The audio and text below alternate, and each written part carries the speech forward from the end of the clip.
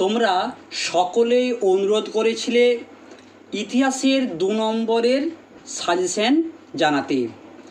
তোমাদের সেই অনুরোধ রাখার আমি চেষ্টা করেছি।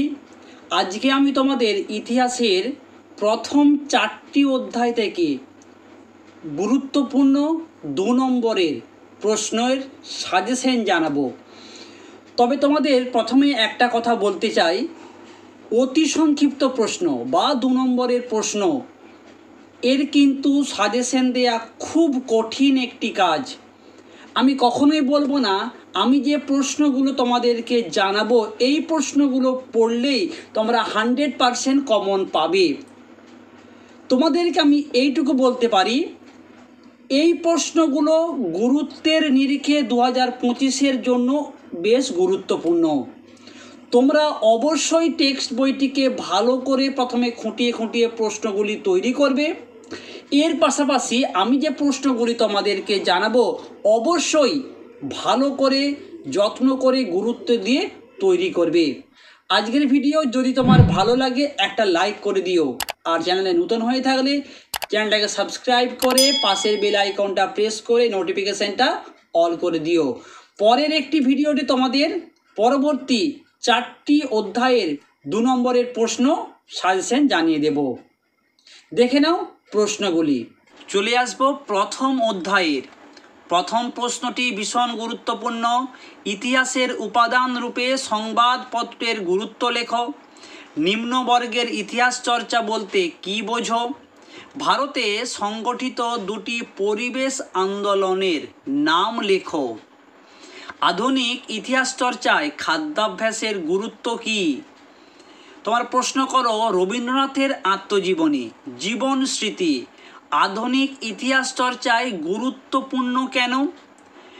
ব্রিটিশ সরকার কেন 1878 খ্রিস্টাব্দে সোমপ্রকাশ সাময়িক পত্রের প্রকাশ বন্ধ করে দেয়? তোমরা প্রশ্ন করবে নারীবাদী ইতিহাস চর্চা বলতে কী বোঝো?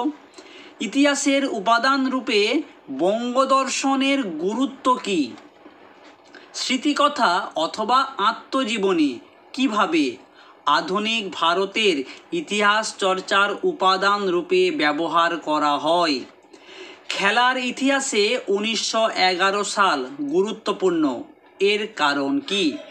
নেক্সট প্রশ্নে যাব। তার আগে তোমাদের বলতে চাই তোমাদের জন্য আমি অলরেডি বাংলার ইতিহাস বলো, ভূগোল, জীবনবিজ্ঞান, গণিত, তোমাদের যে ব্যাকরণ অংশ, কারক, সমাস পার্ট করে আইসান কিন্তু অলরেডি পোস্ট করে দিয়েছি।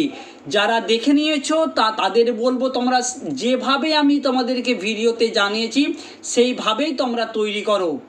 আর যারা এখনও দেখোনি তাদেরকে বলবো সময়টা কিন্তু কম, তোমরা এই ছুটির মধ্যে সমস্ত ভিডিওগুলো দেখে আমি যেভাবে তোমাদের বলেছি অবশ্যই কিন্তু দেখে নিও। আর হ্যাঁ, তোমাদের বাংলার প্রবন্ধ রচনার মাত্র আমি 2টো রচনা তোমাদের জানিয়েছি এবং তোমাদেরকে জানিয়েছি কিভাবে প্রবন্ধ রচনা লিখলে তুমিও 10-এ 10 পেতে পারো। অবশ্যই সেই ভিডিওটিও তোমরা দেখে নিও। সমস্ত ভিডিও লিঙ্ক ডেসক্রিপশন বক্সে দিয়ে রাখবো, দেখতে অনুরোধ রইল। চলে আসবো দ্বিতীয় অধ্যায়। তোমরা এখান থেকে প্রশ্ন করো ডেভিড হেয়ার স্মরণীয় কেন? শ্রীরামপুর ত্রয়ী কাদের বলা হতো? 3 আইন কি? তোমরা প্রশ্ন করবে বিজয় কৃষ্ণ গোস্বামী কে ছিলেন? বাংলার নারী শিক্ষা বিস্তারে রাধাকান্ত দেবের ভূমিকা লেখো। নব্যবঙ্গ গোষ্ঠী বা আন্দোলন বলতে কি বোঝো? মেকলে মিনিটস কি?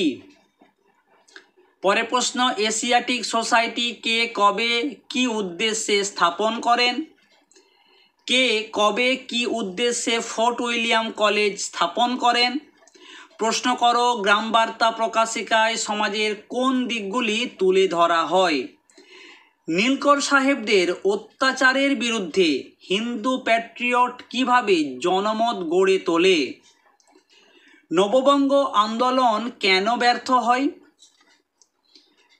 ভারতের প্রথম আধুনিক মানুষ কাকে কেন বলা হয়? পরে প্রশ্ন ভারতে পাশ্চাত্য শিক্ষা বিস্তারে লর্ড বেন্টিংয়ের ভূমিকা লেখো। কে কবে হিন্দু প্যাট্রিয়ট পত্রিকা প্রকাশ করেন? তোমরা তৃতীয় অধ্যায় থেকে প্রশ্ন করো, দুদুমিয়া স্মরণীয় কেন? বিপ্লব, বিদ্রোহ ও অভ্যুত্থান বলতে কি বোঝো? মুন্ডা বিদ্রোহের প্রধান লক্ষ্য বা উদ্দেশ্য কি ছিল? খুঁতকাঠি প্রথা কি? রানী শিরোমণি বিখ্যাত কেন? ওয়াভি আন্দোলনের মূল উদ্দেশ্য কি ছিল? নীল কমিশন কি উদ্দেশ্যে গঠিত হয়? পরের প্রশ্ন, কি উদ্দেশ্যে উপনিবেশিক সরকার অরণ্য আইন প্রণয়ন করেন? ফরাজি আন্দোলনের লক্ষ্য কি ছিল? প্রশ্ন করবে, নীল বিদ্রোহে শহরে শিক্ষিত সমাজ কিরূপ ভূমিকা পালন করেছিল? নেক্সট প্রশ্ন, পাবনা কৃষক বিদ্রোহ কি কারণে ঘটেছিল? ব্যবসায়ীরা কিভাবে সাঁওতালদের শোষণ করত? 19 শতকের প্রথমার্ধে মুসলিম সমাজের দুটি গুরুত্বপূর্ণ ব্রিটিশ বিরোধী আন্দোলন ও তাদের নেতাদের নাম লেখো। নেক্সট প্রশ্ন, তিতুমির বিখ্যাত কেন? সাঁওতাল বিদ্রোহের প্রকৃতি কী ছিল? নেক্সট প্রশ্নে যাব তার আগে তোমাদেরকে আমি দুটো প্রশ্ন করব, যে সঠিক উত্তর দিতে পারবে তার নামটা আমি পরের পর্বে অবশ্যই ঘোষণা করব। তাই তোমরা এখনই এই দুটি প্রশ্নের উত্তর তোমার নাম লিখে কমেন্ট করে জানাও। প্রথম প্রশ্ন কি? কাঙাল হরিনাথ নামে কে পরিচিত? দ্বিতীয় প্রশ্ন, আনন্দমঠ উপন্যাসে কোন বিদ্রোহের উল্লেখ রয়েছে? আনন্দমঠ উপন্যাসে কোন বিদ্রোহের নাম উল্লেখ রয়েছে? চলে আসবো পরের অধ্যায়, চতুর্থ অধ্যায়। তোমরা প্রশ্ন করো, ইলবার্ট বিল কি বা ইলবার্ট বিল বিতর্ক বলতে কি বোঝো? প্রশ্ন করো, 19 শতককে সভা সমিতির যুগ বলা হয় কেন? ব্যঙ্গচিত্র কেন আঁকা হয়? প্রশ্ন করো, বেশ গুরুত্বপূর্ণ প্রশ্ন, 1857 খ্রিস্টাব্দের বিদ্রোহকে কি জাতীয় বিদ্রোহ বা স্বাধীনতার প্রথম সংগ্রাম বলা যায়? নেক্সট, দেশীয় ভাষা সংবাদপত্র আইন কি? ভারত মাতা চিত্রের বিষয়বস্তু লেখো। হিন্দু মেলা কেন প্রতিষ্ঠিত হয়? তোমরা প্রশ্ন করো, গোরা কিভাবে জাতীয়তাবাদী ভাবধারাকে উদ্দীপ্ত করেছিল? পরের প্রশ্ন, মহারানীর ঘোষণাপত্রের মূল উদ্দেশ্য কি ছিল? ইউরোপীয়রা ইলবার্ট বিলের বিরোধিতা করেছিল, এর কারণ কি? নেক্সট প্রশ্ন, ভারত সভা কোন কোন বিষয় নিয়ে আন্দোলন করেছিল? গগনেন্দ্রনাথ ঠাকুরের ব্যঙ্গচিত্রগুলির বৈশিষ্ট্য লেখো। 1857 বিদ্রোহের পর সামরিক বিভাগে কি কি পরিবর্তন করা হয়েছিল?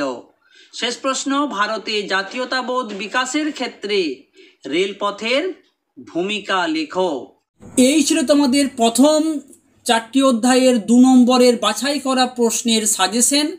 আশা করব তোমরা এই প্রশ্নগুলি খুব ভালো করে তৈরি করবে। নেক্সট ভিডিওতে তোমাদের পরের 4টি অধ্যায়ের 2 নম্বরের প্রশ্নের সাজেশন অবশ্যই জানিয়ে দেব।